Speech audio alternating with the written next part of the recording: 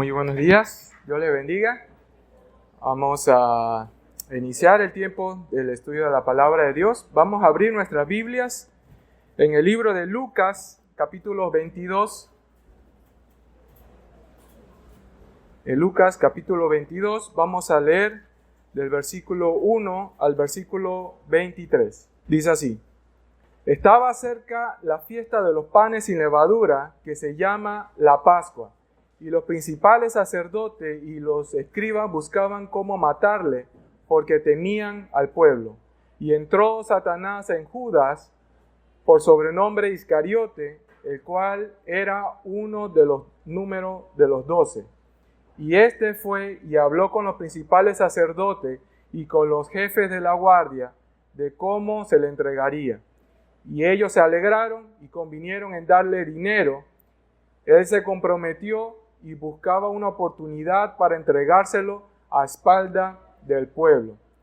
Llegó el día de los panes sin levadura, en el cual era necesario sacrificar el cordero de la Pascua. Y Jesús envió a Pedro y a Juan, diciendo: Id, prepararnos la Pascua para que la comamos. Ellos le dijeron: ¿De dónde quiere que la preparemos? Él le dijo: He aquí, al entrar a la ciudad os saldrá al encuentro un hombre que lleva un cántaro de agua. Seguidle hasta la casa donde entrare, y decir al padre de familia de esa casa: el maestro te dice, ¿dónde está el aposento donde he de comer la Pascua con mis discípulos?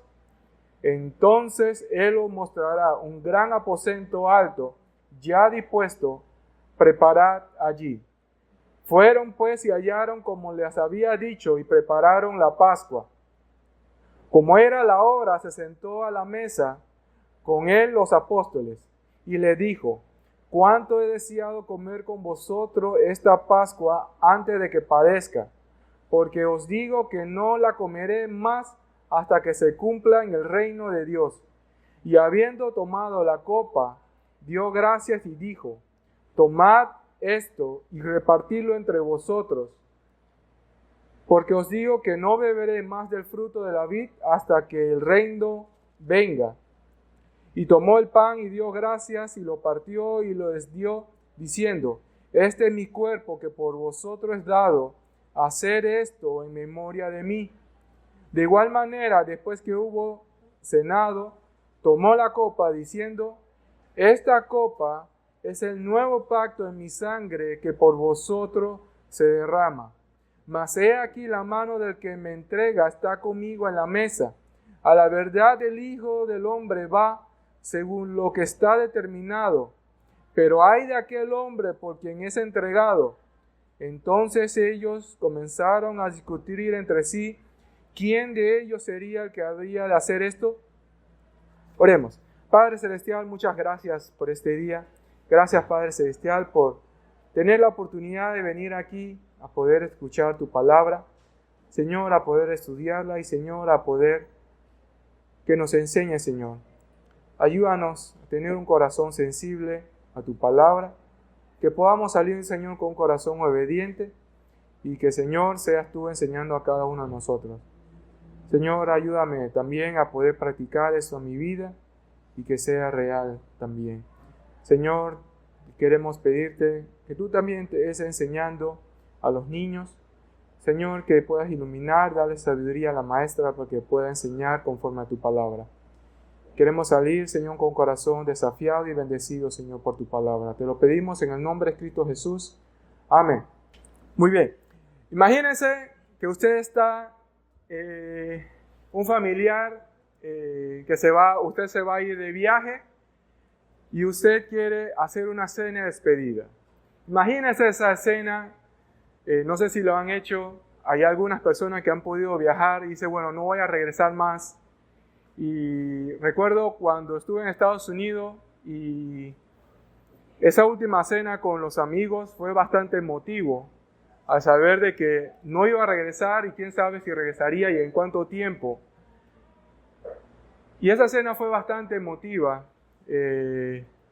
Para mí, dentro de mí da un sentimiento pues de sumo recuerdo.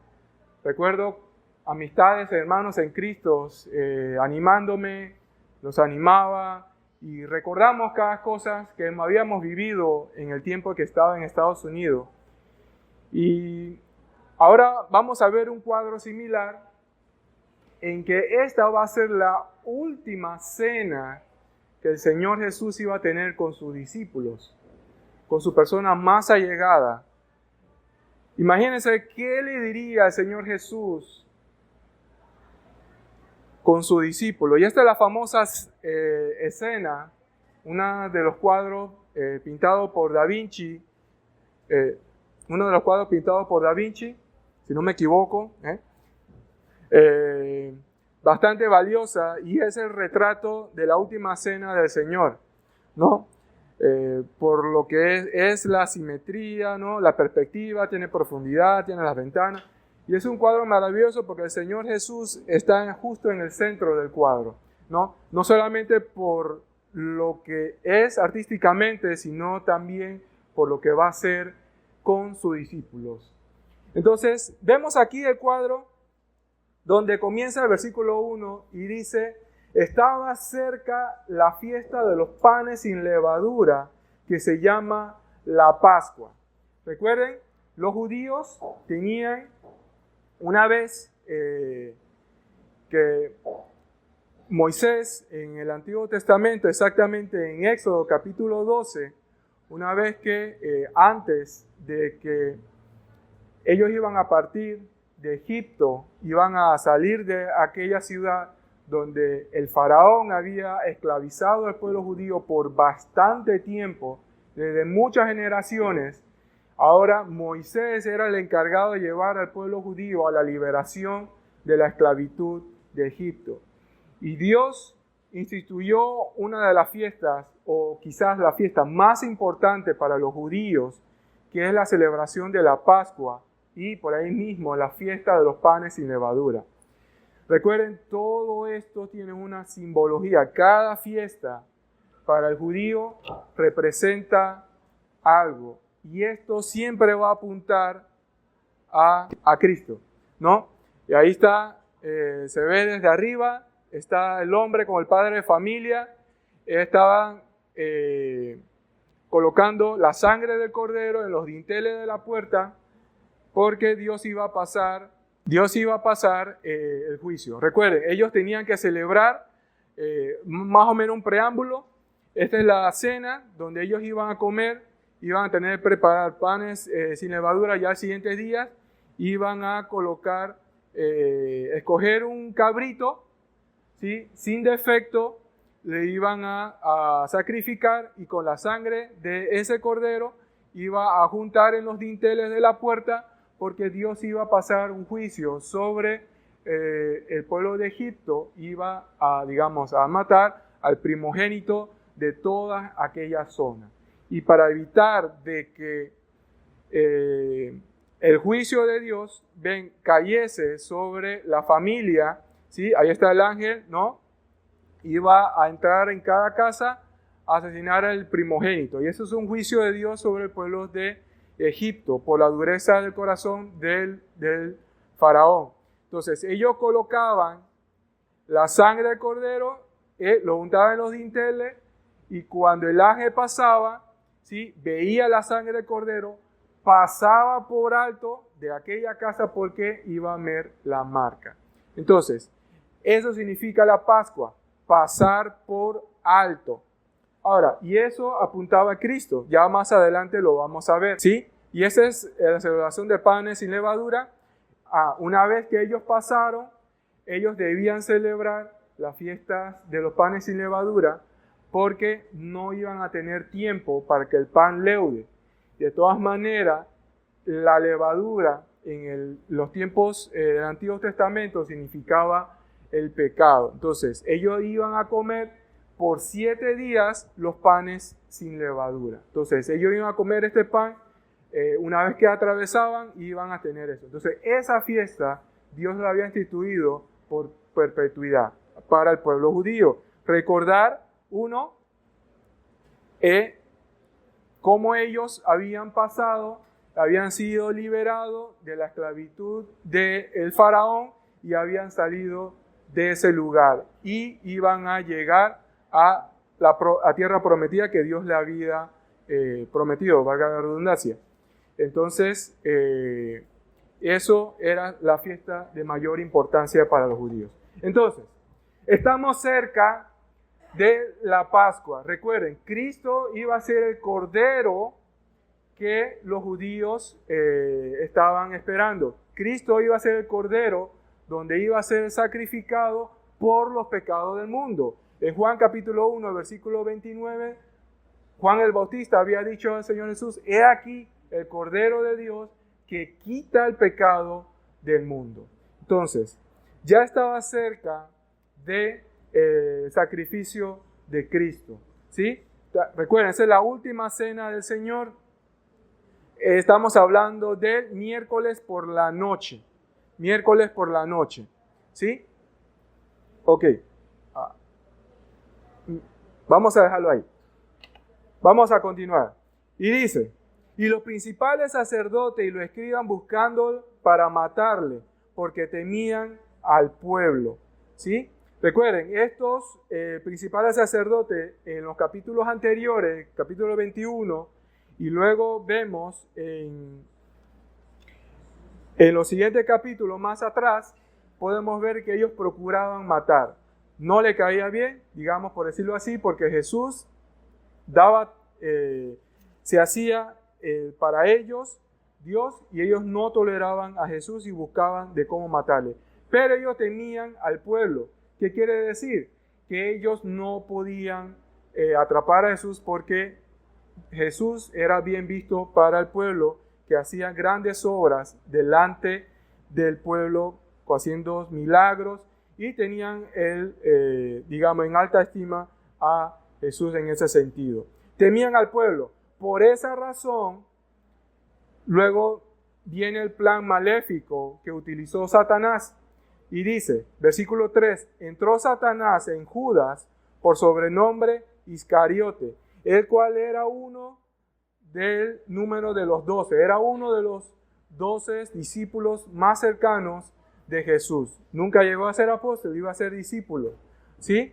Pero este discípulo nunca llegó a confiar en Jesús.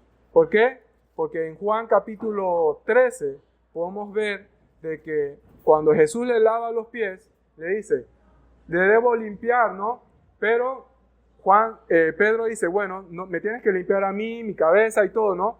Y Jesús le dice, bueno, tú ya estás limpio, no es necesario que te limpie, pero hay uno que no lo es, y ese era Judas Iscariote. No era salvo Jesús. Por esa razón, Satanás entró en Judas, ¿sí? Y lo utilizó para su plan macabro, que era dar muerte al Salvador. Lo que no sabía y lo que no contaba Satanás y todos los principales sacerdotes, que procuraban que Jesús fuera muerto, de que Dios había determinado de antemano de que Jesús iba a morir en una cruz para la salvación del mundo entero. Iba a utilizar esa misma muerte de que Satanás y los principales sacerdotes y escribas tanto anhelaban, y Dios iba a usar eso mismo para llevar a cabo su plan de redención, su plan de salvación al mundo entero. Y luego dice, versículo 4, fue y habló con los principales sacerdotes, con los jefes de los guardias, de cómo se lo entregaría. Ahí está, ¿no? Judas Iscariote. Recuerden, él era el que manejaba las finanzas, ¿sí? De aquellas ofrendas que entraban, y muchas de esas eran utilizadas para darse a los pobres, y él era el que manejaba la finanza. Él era una persona que era avariciosa, y por su avaricia quería buscarle unos realitos más, y quiso planear, entregando a Jesús a los principales sacerdotes, jefes de la guardia, para asesinar.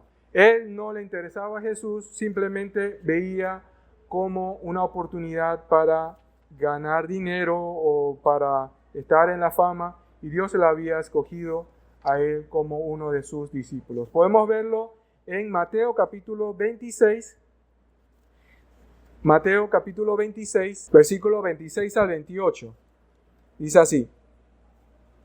Versículo 14 al 16. Entonces uno de los 12, que se llamaba Judas Iscariote, fue a los principales sacerdotes y les dijo: ¿qué me queréis dar? Y yo os entregaré. Y ellos le asignaron 30 piezas de plata. Y desde entonces buscaba oportunidad para entregarle. Ya en Mateo relata que Judas había planeado de antemano, había tras la espalda de Jesús y sus discípulos, había convenido de entregar a Jesús por miserables 30 piezas de plata. Y eso equivalía, digamos, el salario por la compra de un esclavo en aquel entonces. Que más adelante él se dio cuenta de que había cometido un gran error, había entregado, ¿sí?, a la persona inocente y más que eso, al Salvador del mundo. Y lejos de eso, de arrepentirse, él se sintió remordimiento y se suicidó. ¿Sí? Por 30 piezas de plata, él había hecho algo que no iba a tener, ¿no? Que iba a recibir el juicio de Dios por tal acto, donde podemos verlo más adelante. Ahora, eso es lo que le pasó a Jesús, ¿no? La traición, el plan maléfico de haber convenido con los principales sacerdotes, ¿no? Darle información de dónde podían ellos arrestar a Jesús tras la espalda. Lo tenían que hacer fuera de vista del pueblo, tenían que hacer un lugar apartado, quizás de noche, y fue de noche, podemos verlo más adelante, y para darle esa información de la ubicación de Jesús. ¿Sí? Y ese era el plan. Ahora, aquí podemos ver de que Satanás entró en Judas, y tú puedes decir, sí, Satanás, sí, si no es creyente, él entra y hace estrago en la persona. Pero recuerden, Satanás aún opera en sentido de ataques, ¿sí?, con ataques maléficos hacia el pueblo de Dios. Ignorar sus ataques, sus estrategias, ¿sí?, puede causar una ruina para tu vida y para mi vida y para todo el pueblo cristiano.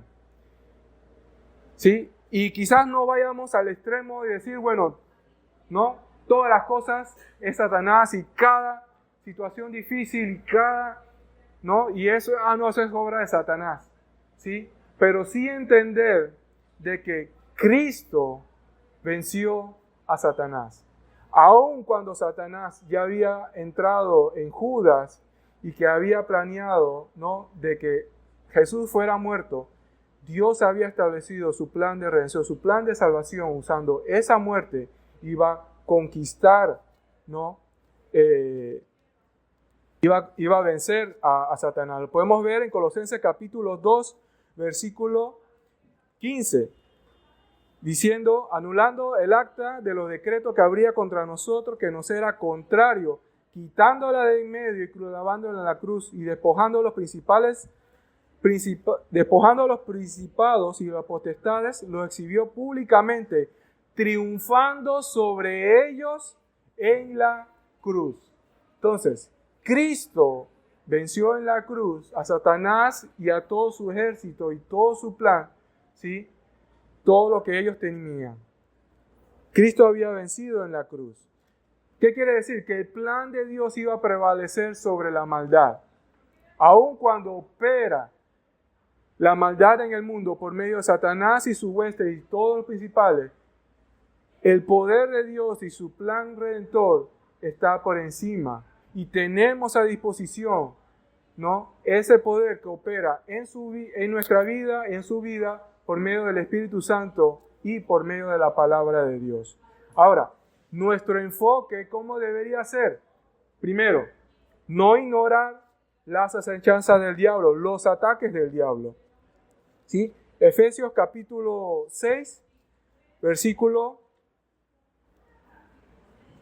11, dice, Versículo 10. Por lo demás, hermanos míos, fortaleceos en el Señor y en el poder de su fuerza, vestido de toda armadura de Dios para que podáis estar firmes contra las ataques, acechanzas del diablo. ¿Sí? Del diablo. Usted y yo debemos estar conscientes de que el diablo opera en este mundo y él reina, digamos, en este mundo, en ese sentido, por el pecado y la maldad que opera. ¿Sí? Recordemos también que una cosa, primero que estamos bajo ataque del enemigo, en ese sentido de Satanás, no debemos ignorar sus ataques, ¿sí? Es una lucha espiritual.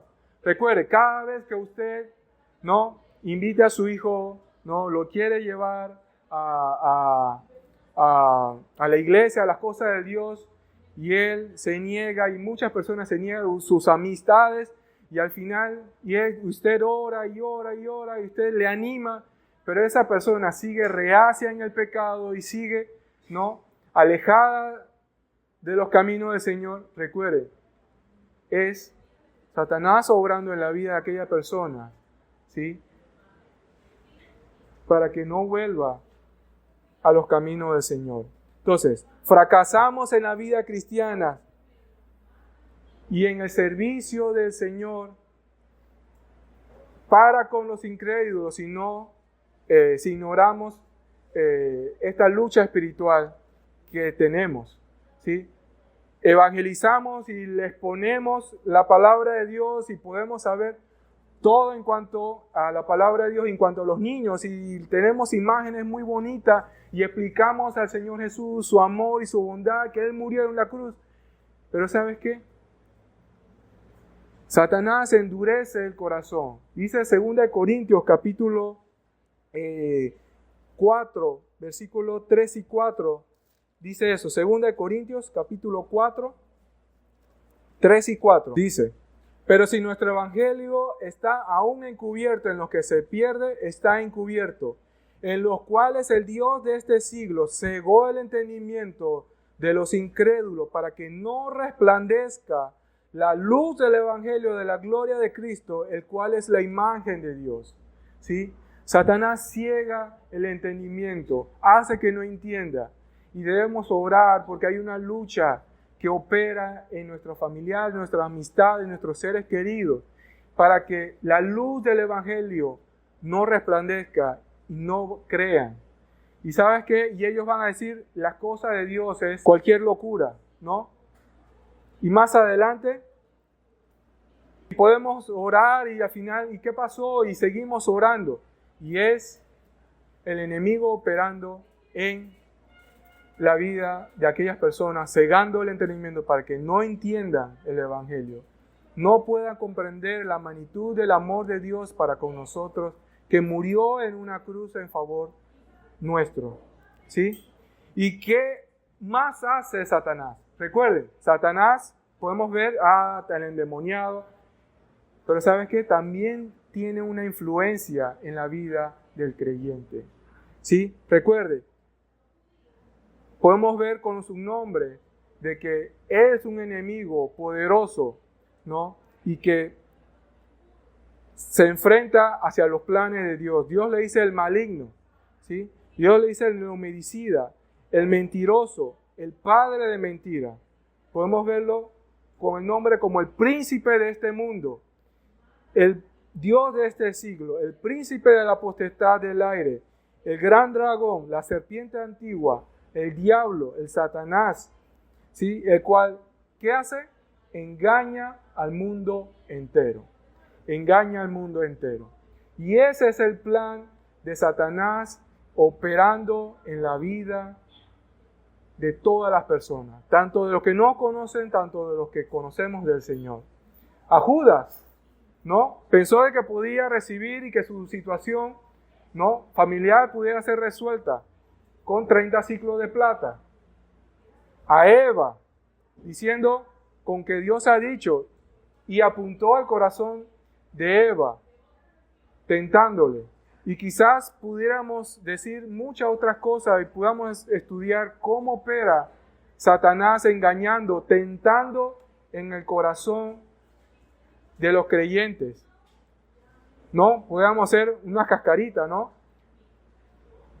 Y todo lo va a pintar muy bonito. Satanás es el artista, el mejor artista del mundo. Todo lo va a pintar bonito. Te va a pintar una mujer muy sensual, bonita, que puede destruir un matrimonio. Puede pintar un trabajo bien remunerado y que al final va a desorientar tu corazón hacia las finanzas. Y te puede pintar un seguro de vida, y te pueden pintar muchas cosas bonitas. Y su plan es engañarnos para desviarnos de Dios. Ignorar esto puede traer consecuencias trágicas a nuestra vida. Y lo fue. ¿Y cómo podemos ver? No nos vayamos muy lejos. Algo tan sencillo como el enojo. Pablo le escribe a Efesios capítulo 4, donde dice, airaos pero no pequéis. ¿No? No se ponga el sol sobre vuestro enojo. Pero luego dice, ni deis lugar al diablo. Algo tan sencillo como enojarte con tu amigo, con tu hermano, con tu esposa, tu esposo, ¿no? Con tu compañero de ministerio, y de tal manera que ese enojo pueda sobrepasar y crear una raíz de amargura que pueda hacer daño a tu matrimonio. Cuando situaciones difíciles en tu matrimonio no se resuelven, le estás dando lugar al diablo. Le estamos dando lugar.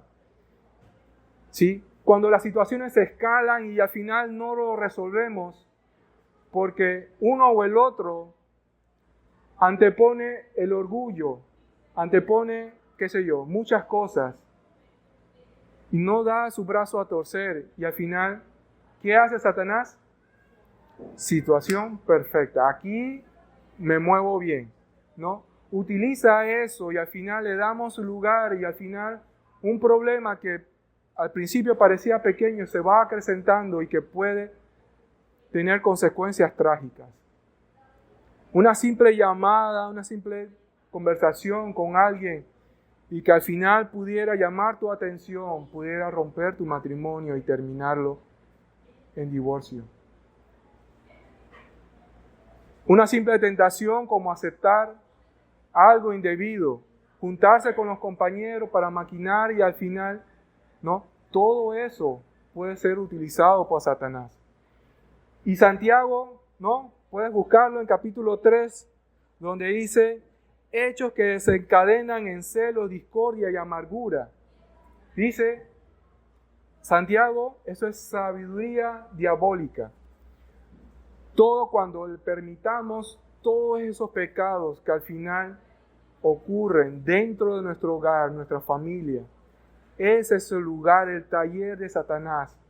No permitamos que él opere en eso. ¿Qué podemos ver? ¿Qué podemos aprender? Entender de que Satanás opera y si es un engañador, es un artista, pinta todo muy bonito, pero al final es un destructor, es un asesino, es un engañador. Y él lo que quiere vernos a usted y a mí destruidos. Digamos, en la lona, prendido, ya no puedo más, me rindo, ¿no? Pero Dios de su gracia, en su misericordia, nos extiende su mano. ¿Sí? Y gracias a Dios por su amor y su bondad, de que existen hermanos que están allí para ayudarnos, que su palabra nos da aliento. Pero hermanos, evitemos aquellas cosas que pueden ocasionarnos, que la situación no vaya a escalar. Pregúntate, ¿es esto por el cual es importante que continúe esta discusión, esta situación que no se puede resolver? Y podemos hablar tanto en el ministerio como en la familia, ¿no? Y que podamos entender qué pasaría si buscáramos la voluntad de Dios, buena, agradable y perfecta. Si Dios busca la paz, el amor, la reconciliación, la misericordia, si Dios busca eso, ¿cómo cambiaría mi situación en ese momento de enojo, de frustración, ¿no? De discusión, que sin resolver? ¿Cómo usted puede dar su brazo a torcer por amor a la otra persona y buscar una solución? No demos lugar al diablo.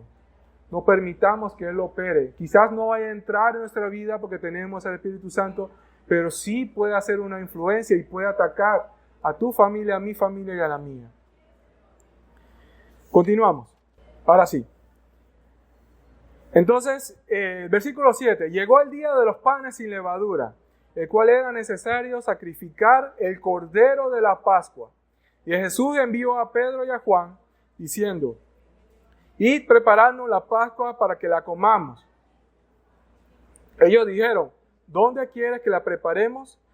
Él les dijo: he aquí, a la entrada de la ciudad os saldrá al encuentro un hombre que lleva un cántaro de agua. Seguidle hasta la casa donde entrare. Y decir al padre de familia de esta casa: el maestro te dice, ¿dónde está el aposento donde he de comer la Pascua con mis discípulos? Entonces él os mostrará un aposento alto, ya dispuesto, preparad de allí. Y fueron pues y hallaron como le había dicho y prepararon la Pascua. ¿Recuerden? La Pascua que debían comer, ¿no? Jesús iba a preparar la última cena, iba a ser la cena de la Pascua, ¿sí? La fiesta de los panes sin levadura. Ahora, hay una discrepancia de estudiosos que dicen de que eso fue antes de la Pascua, porque la Pascua fue cuando Jesús iba a morir, cuando Jesús murió, fue la misma hora donde los israelitas iban a sacrificar el cordero. Entonces, hay una serie de discrepancias en ese sentido, pero vamos a suponer que fue antes y que lo que intentó Jesús allí era comer esa última cena y que le iba a enseñar una gran lección a sus discípulos. Como podemos ver en Juan capítulo 13 hasta 17, 4 capítulos Jesús enseña, ¿no?, acerca de los últimos minutos, los últimos momentos con sus discípulos. Aquí podemos ver de que estaba la última cena, ¿sí? Y debía buscar un cordero de la Pascua, un cordero que no tenía defecto. ¿Y dónde lo iba a buscar? ¿Sí? ¿Y dónde lo iban a hacer? En una casa de un señor que iba a pasar allí, que tenía un garrafón, por decirlo así. Si iba a encontrar a esa persona debían preguntarle: hey, el Señor te dice de que le den lugar para celebrar la cena. ¿Cómo Jesús sabía?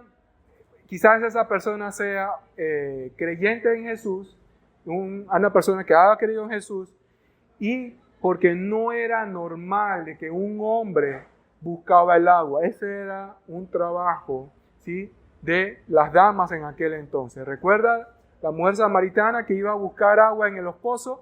Bueno, de esa manera, ¿sí?, era labor de la mujer buscar el agua. Entonces hay aquí un hombre que tenía un cántaro, lo vieron, le preguntaron y este señor los guió para ese lugar. ¿Sí? Versículo 14. Cuando era la hora, se sentó a la mesa con él los apóstoles y le dijo: cuánto he deseado comer con vosotros esta Pascua antes de que padezca. Aquí podemos ver el corazón de Jesús, ¿no?, con sus discípulos. La última comida que iba a tener con ellos, ¿sí? No iba a haber más comida. Esa era la comunión que tenía Jesús con sus discípulos. Era el momento íntimo donde tenía esta, digamos, hermandad con ellos, esa fraternidad, ese amor con sus discípulos, ¿sí?, de comer esa última cena con ellos. Pero os digo de lo que no comeré más hasta que se cumpla en el reino de Dios. Ya no iba a comer más, ¿sí?, hasta que Él venga y inaugure su reino. Entonces estaremos con Jesús y ya cenaremos y estaremos con nuestro Dios. Y tomando la copa, dio gracias y dijo, tomad esto y repartidlo vosotros. Entonces, comieron la Pascua, tomaron la copa, repartieron y dijo, porque os digo que no beberé más del fruto de la vid hasta que el reino venga. Nuevamente no iba a tomar. Entonces, versículos 19 y 20. Jesús iba a instituir algo que iba a trascender los tiempos, las generaciones, y era la cena del Señor. Y tomó el pan y dio gracias y lo partió y les dio diciendo, esto es mi cuerpo que por vosotros es dado, haced esto en memoria de mí. De igual manera, después que hubo sonado, tomó la copa diciendo, esta copa es el nuevo pacto en mi sangre que por vosotros se derrama. Ahora, él estaba diciéndole a sus discípulos de que esa era la última cena y que debían hacer eso en memoria de él.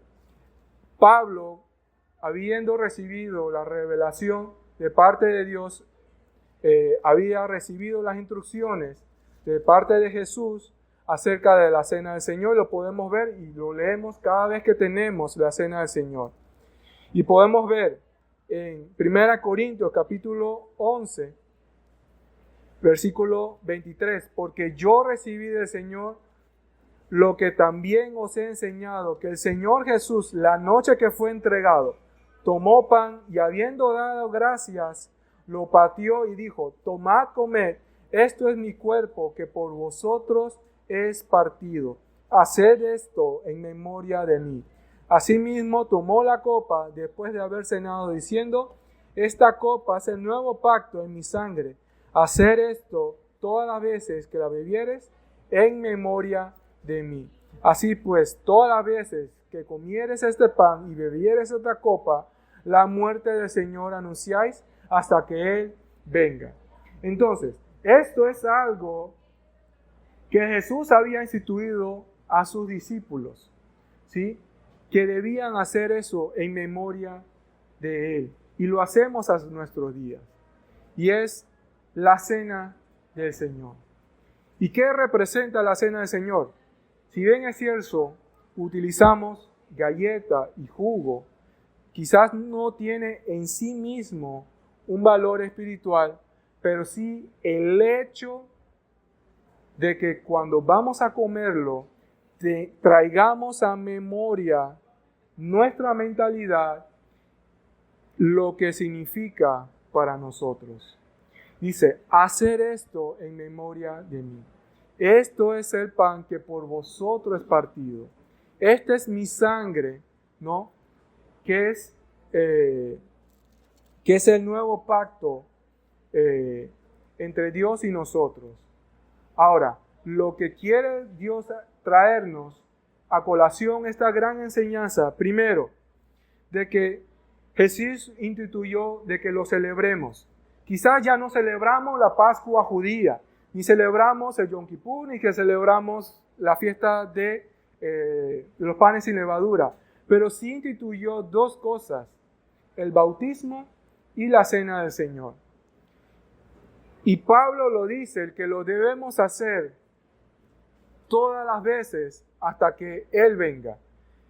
En Hechos capítulo 2 y en el libro de Hechos podemos verlo, de que los primeros hermanos, los primeros cristianos, cuando se reunían, después de haber recibido el Espíritu Santo, ellos habían reunidos para escuchar la palabra de Dios, para orar y para partir el pan, lo que Jesús había enseñado. Y más adelante, ellos habían cambiado al primer día de la semana, ya no en el día de reposo, al primer día de la semana, el domingo, porque era el día de resurrección, ¿no? El día de victoria de Cristo. Iba a celebrar la cena del Señor. Entonces, ellos lo hacían cada primer día de la semana. Entonces, Jesús instituyó de que lo celebramos.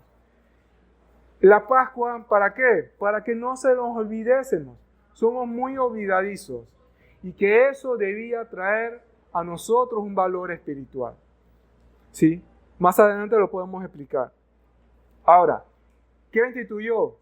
Siempre va a haber un cargado de simbolismo. La Pascua, tanto el cordero, la sangre, ¿no?, vertida, que el cordero iba a ser cocinado con las hierbas amargas, ¿sí?, que significa la amargura, ¿no?, el sufrimiento que había sufrido, valga la redundancia, el pueblo de Egipto por estar en la esclavitud que ellos estaban. Y eso era la similitud nuestra, o similitud de Cristo, de que Él iba a padecer, ¿no?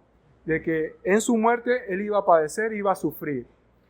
Y para nosotros es el sufrimiento que causa el pecado en nuestra vida. Y luego los panes sin levadura significaba de que el sacrificio de Cristo iba, como ellos lo iban a comer después de la Pascua, después de haber salido de Egipto, significaba una vida sin pecado una vez hecho el sacrificio de Cristo, porque iban a comer 7 veces, y 7 significa la perfección de Cristo, el sacrificio perfecto de Cristo sin pecado en nuestra vida. Ahora, el pan. ¿Qué simboliza el pan?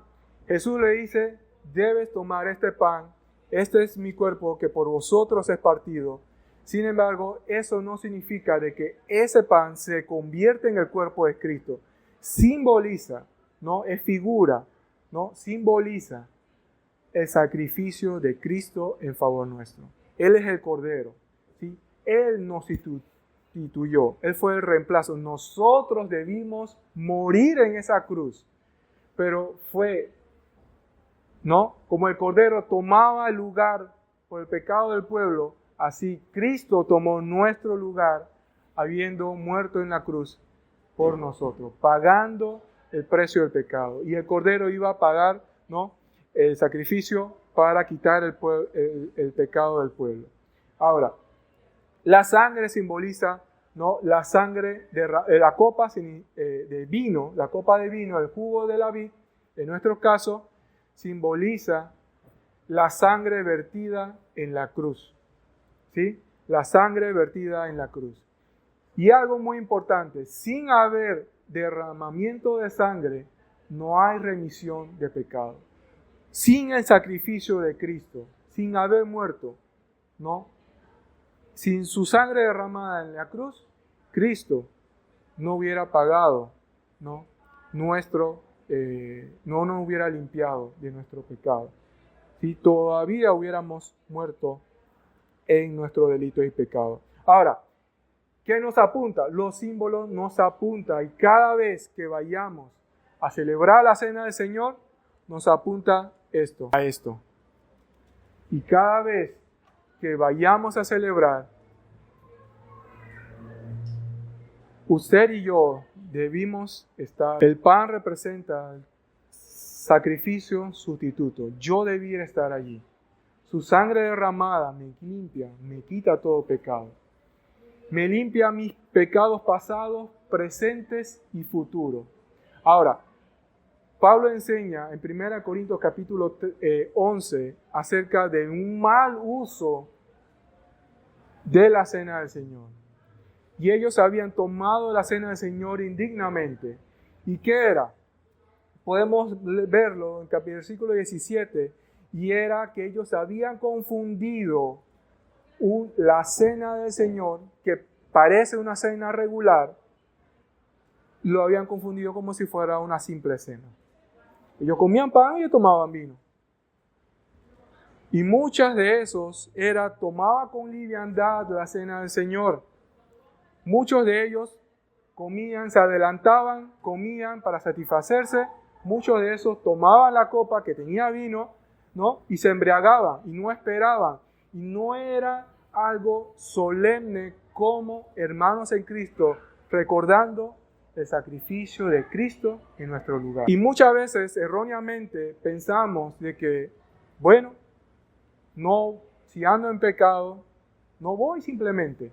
Pero la palabra de Dios va más allá, nos insta a que celebremos. Si tú has puesto tu confianza en Jesucristo, debes pasar por las aguas del bautismo primeramente y debes celebrar junto con otros hermanos la cena del Señor. Y eso es algo que celebramos junto a otros hermanos el sacrificio de Cristo en favor nuestro. Y cada vez que lo hacemos, lo traemos a nuestra mente, ¿sí? Y podemos ver que fue por amor y que nosotros no tenemos nada más que ofrecerle que nuestra vida. Así como Él murió por nosotros, nosotros debemos vivir para Él. Ahora imagínate, ando en pecado, y yo digo, no voy a tomar la cena del Señor para no tomarlos indignamente. Pero ¿sabes qué?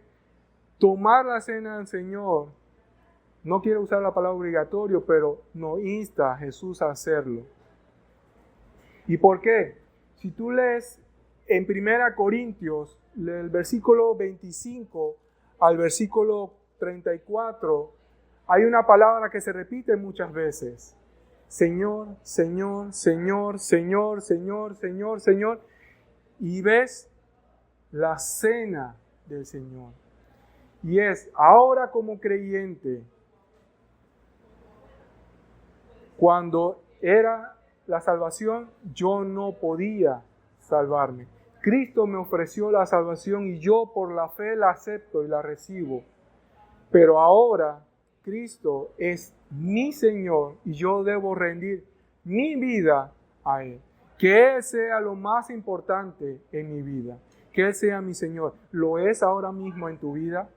Y cada vez que vayamos a celebrar, en vez de, digamos, huir, ¿no? Rehusar, venir para no celebrar indignamente la cena del Señor, puedes preguntarte cómo el Señor Jesús puede ser el primer lugar en mi vida. ¿Qué cosas yo debo apartar para que Jesús sea el primer lugar? ¿Sí? Y allí yo debo examinarme. ¿Sí? Versículo 31, si nos examinásemos a nosotros mismos, no seríamos juzgados. Mas siendo juzgados, somos castigados por el Señor para que no seamos condenados en el mundo. Ahora, muchas veces no tenemos conciencia de lo que significa la cena del Señor, lo que eso hace en nuestra vida espiritual. Cuando yo recuerdo y mentalizo de que soy alguien indigno, de que mi vida sea rendida a Jesús, me hace alinear mi vida a los propósitos de Dios. Cuando yo me examino, yo debo decir, bueno, esto no está bien. Yo tengo algo en contra de algún hermano. Yo tengo algo en mi corazón que Jesús no gobierna. Yo debo examinarme para poder estar en una correcta relación con Dios. Y no sufriremos las consecuencias. Que las consecuencias dice, así que hermanos, cuando os reunís, ya no seremos condenados con el mundo.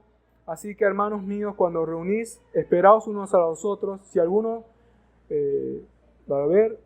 versículo 30, perdón. Por lo cual hay muchos enfermos y debilitados entre vosotros y muchos duermen. Y a causa de una vida que no estaba rendida a Jesús, creyentes, que aún continuaban en pecado, muchos de ellos estaban sufriendo algunas enfermedades a consecuencia del estilo de vida que ellos estaban sufriendo. Y muchas veces ese estilo de vida pecaminoso lo va a llevar hasta la muerte. Cuando no nos rindamos, eso es la consecuencia. ¿Sí? Ya no seremos juzgados y condenados con el mundo. No sufriremos las consecuencias como sufren ellos. Ahora, primero, qué importante. Recordamos, Jesús lo instituyó. Los símbolos nos simbolizan el sacrificio de Cristo en nuestro lugar. Nosotros debemos estar allí y recordar cuán amoroso es Dios y cuán misericordioso es Dios para con nosotros, de que nuestro pecado ha sido perdonados, presentes, pasados y futuros. ¿Sí? Y eso nos debe llevar a entregar nuestra vida al Señor. Hermanos, quiero dejar hasta aquí la enseñanza de la palabra de Dios y podamos estar reflexionando lo que Cristo hizo en nuestro lugar. ¿Sí? Mas Dios muestra su amor para con nosotros en que aún siendo pecadores, Cristo murió por nosotros. Si aún tú no has recibido a Cristo, si aún no has conocido de por qué Cristo murió, Él murió allí para pagar tu pecado y mi pecado. ¿Sí? Porque Dios dice, porque la paga del pecado es muerte. Por haber pecado, ya sea pecado, hemos nacido en pecado, nuestro estilo de vida, nuestro pecado nos lleva a la condenación eterna, a la separación de Dios. Y Cristo murió la muerte que usted y yo debíamos sufrir. No nos podemos salvar, ya Dios muriendo de la cruz trajo salvación al mundo entero. Él vino a buscar y a salvar lo que se había perdido.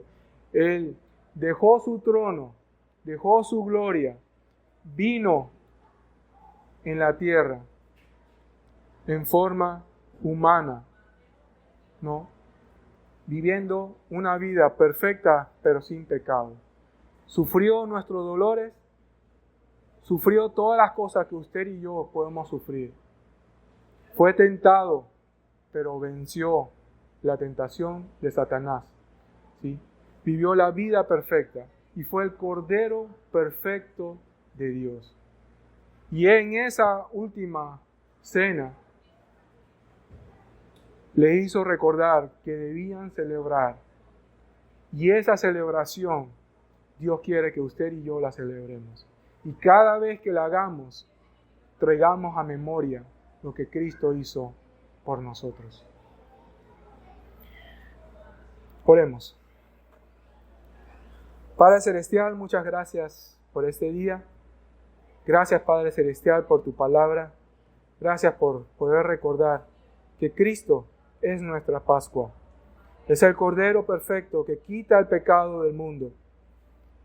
Que en su sacrificio una vez y para siempre es suficiente para darnos vida eterna. Que fue allí, Señor, colgado en la cruz por amor para cada uno de nosotros. Señor, en esta mañana, si hay alguien que no ha recibido a Cristo, queremos orar para que tu gracia, Señor, lo pueda alcanzar. Que Él pueda conocer de que es pecador y que su pecado lo separa del mundo. De que el sacrificio de Cristo es suficiente para darle salvación. Y que pueda aceptar a Jesús como su Señor y único Salvador. Queremos orar, Señor, por nuestras familias que aún no te conocen. Señor, ayuda a cada uno, Señor, que podamos reconocer la estrategia de Satanás, que estamos bajo el ataque del enemigo, que somos susceptibles, Señor, que somos débiles, que nuestra naturaleza pecaminosa, Señor, y el mundo y Satanás conspiran contra nosotros y que somos vulnerables a caer. Ayúdanos, Señor, a no caer, a estar conscientes de sus ataques. Y, Señor, ahora que vayamos a la cena del Señor, a celebrar, Señor, el pan y el jugo de la vid, podamos recordar la muerte sustitutoria de Cristo en nuestro favor. Te lo pedimos en el nombre de Cristo Jesús. Amén.